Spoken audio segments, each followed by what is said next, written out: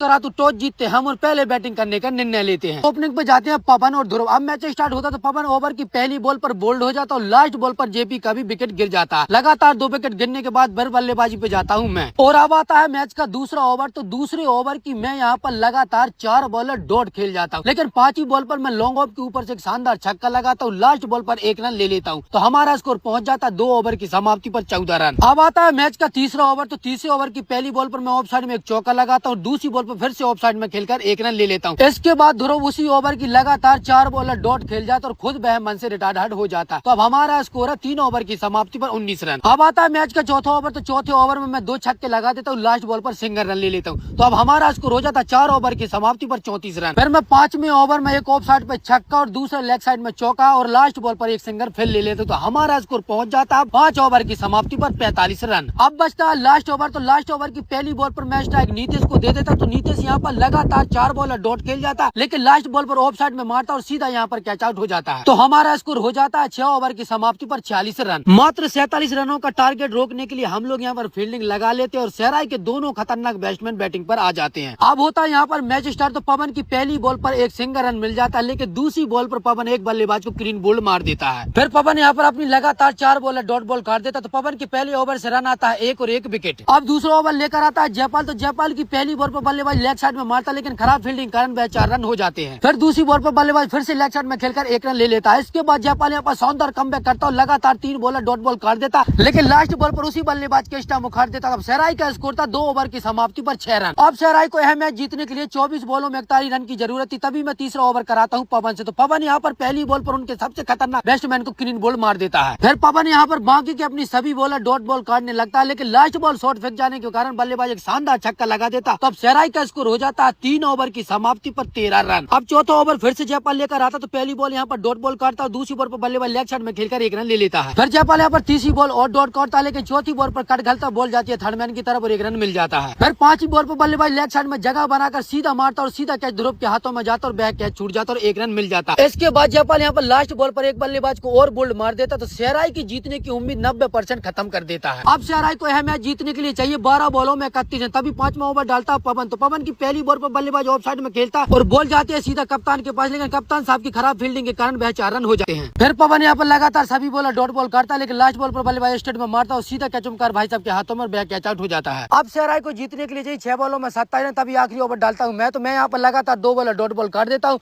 और तीसरी बॉल पर उस बल्लेबाज को आउट करके मैच हम बहुत ही आराम से जीत जाते हैं।